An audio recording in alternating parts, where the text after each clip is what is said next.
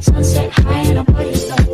Blood rush in a hazy glow. My hands to the bones. No stop. The Lord. Atonement money. Then the Lord said to Moses, when you take a census of the Israelites to count them, each one must pay the Lord a ransom for his life at the time he is counted. Then no plague will come on them. When you number them, each one who crosses over to those already counted is to give a half shekel, according to the sanctuary shekel which weighs 20 gerahs. This half shekel is an offering to the Lord. All who cross over those 20 years old or more are to give an offering to the Lord. The rich are not to give more than a half shekel, and the poor are not to give less. When you make offering to the Lord to atone for your lives, receive the atonement money from Israelites and use it for the service of the tent of meeting. It will be a memorial for the Israelites before the Lord, making atonement for your lives. Basin for washing. Then the Lord said to Moses, make a bronze basin with its bronze stand for washing. Place it between the tent of meeting and the altar, and put water in it. Aaron and his sons are to wash their hands and feet with water from it. Whenever they enter the tent of the meeting, they shall not wash with water, so they will not die. Also, when they approach the altar to minister by presenting a food offering to the Lord, they shall wash their hands and feet, so that they will not die. This is to be a lasting ordinance for Aaron and his descendants for the generations to come. Anointing oil. Then the Lord said to Moses, take the following fine spices, 500 shekels of liquid myrrh, half as much, that is 250 shekels of fragrance cinnamon, 250 shekels of fragrant calamus, 500 shekels of cassia, all according to the sanctuary shekel, and a hin of olive oil. Make these into a sacred anointing oil, a fragrant blend, the work of a perfumer. It will be the sacred anointing oil. Then use it to anoint the tent of the meeting, the ark of the covenant law, the table and all its articles, the lampstand and all its accessories, the altar of incense, the altar of burnt offering, and all its utensils, and the basin with its stand. You shall consecrate them so that they will be most holy, and whatever touches them will be holy. Anoint Aaron and his sons and consecrate them so that they may serve as priests. Say to the Israelites, this is to be my sacred anointing oil for the generations to come. Do not pour it on anyone else's body, and do not make any other oil using the same formula. It is sacred, and you are to consider it sacred. Whoever makes perfume like it and puts it on anyone other than the priest must be cut off from their people.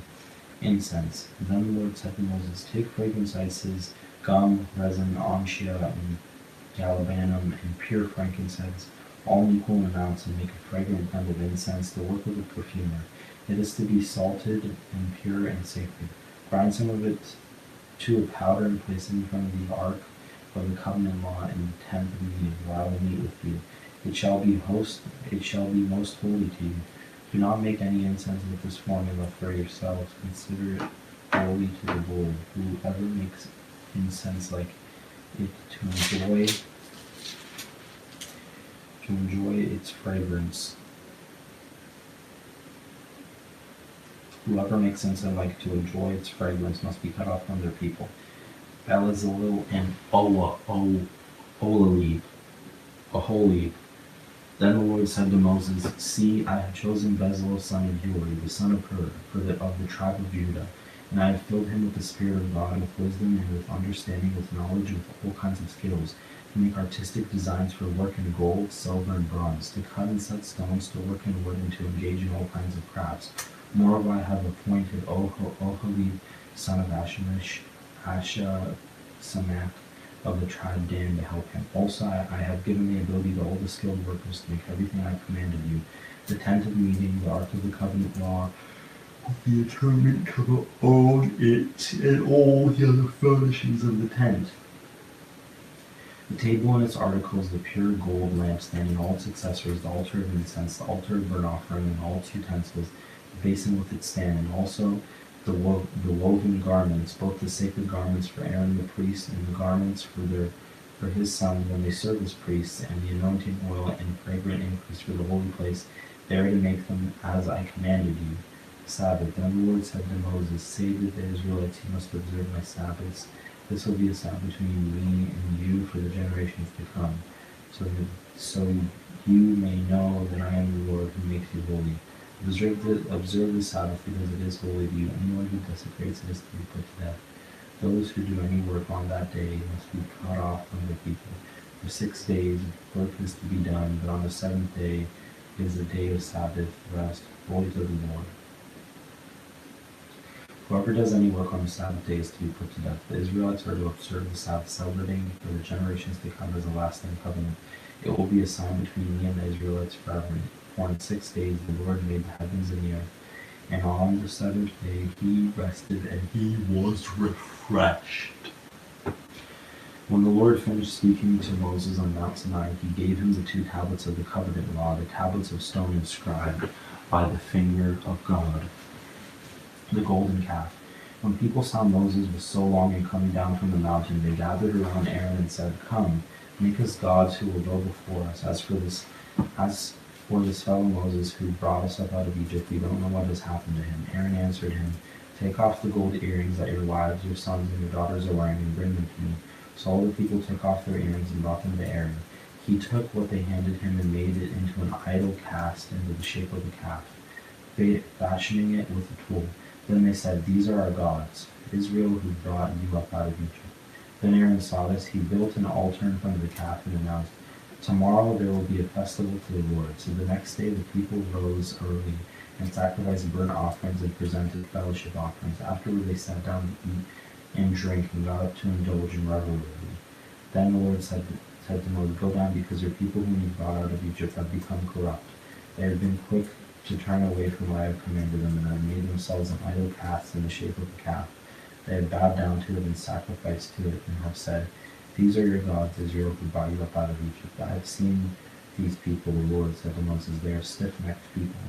Now leave me alone, so that my anger may burn against them, and that I may destroy them. Then I will make you into a great nation." But Moses sought the favor of the Lord his God. "Lord," he said, "why should your anger burn against your people whom you brought out of Egypt with great power and a mighty hand? Why should the Egyptians say it was with evil intent that you brought them out, to kill them in the mountains and to wipe them off the face of the earth? Turn your fierce anger of relent, and do not bring disaster on your people. Remember your servants Abraham, Isaac, and Israel, to whom you swore by your own self, 'I will make your descendants as numerous as the stars in the sky, and I will give your descendants all this land I promised them, and it will be their inheritance forever.' Then the Lord relented and did not bring on his people the disaster he had threatened. Moses turned and went down the mountain with the 2 tablets of the covenant law in his hands. They were inscribed on both sides, front and back. The tablets were the work of God. The writing was the writing of God, engraved on the tablets. When Joshua heard the noise of the people shouting, he said to Moses, 'There is a sound of war in the camp.' Moses replied, 'It is not the sound of victory, it is not the sound of defeat, it is the sound of singing that I hear.' When Moses approached the calf and saw the calf and the dancing, his anger burned, and he threw the tablets out of his hands, breaking them to pieces at the foot of the mountain. And he took the calf that the people had made and burned it in the fire. Then he ground it to powder, scattered it on the water, and made the Israelites drink it. He said to Aaron, 'What did these people do to you, that you led them into such great sin? Do not be angry, my lord.' Aaron answered, 'You know how prone these people are to evil,' they said to me. 'Make us gods who will go before us. As for this fellow Moses who brought us up out of Egypt, we don't know what has happened to him.' So I told them, 'Whoever has any gold jewelry, take them off.' Then they gave me the gold, and I threw it into the fire, and out came this calf. Moses saw that the people were running wild, and that Aaron had let them get out of control, and so became a laughingstock to their enemies.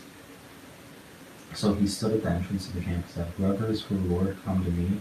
And all the Levites rallied to him. And then he said to them, 'This is what the Lord, the God of Israel, says. Each man strap a sword to his sides, go back and forth through the camp from one end to the other, each killing his brother and friend and neighbor.' The Levites did as Moses commanded, and that day about 3,000 of the people died. Then Moses said, 'You have been set apart for the Lord today, for you were against your own sons and brothers, and he has blessed you this day.' The next day Moses said to the people, 'I've committed a great sin, but now I will go to the Lord. Perhaps I can make atonement for your sin.' So Moses went back up to the Lord and said, 'Oh, what a great sin these people have committed. They have made themselves gods of gold. But now, please forgive their sin. But if not, then blot me out of the book you have written.' The Lord replied to Moses, "Whoever has sinned against me, I will blot out of my book. Now go lead the people to the place I spoke of, and my angel will go before you. However, when the time comes for me to punish, I will punish them for their sin." And the Lord struck the people with a plague because of what they did with the calf Aaron had made. Alright guys, we just reached the 1 hour mark. I'm going to end off the Exodus there. We pretty much just ended off on pretty much Exodus 32:15.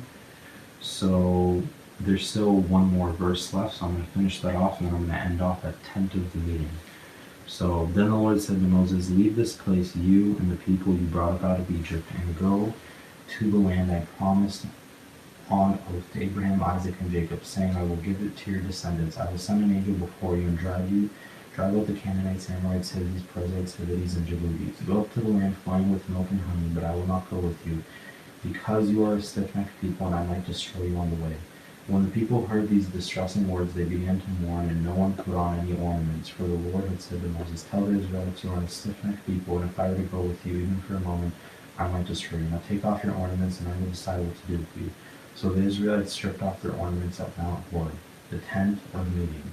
Alright guys, so I'm going to end off at the tent of meeting. I'm also going to leave down links in the description for my past videos on Exodus. I hope you guys enjoyed this live video. I'm going to leave down the link in the description pretty much for the past videos. I hope you guys enjoyed this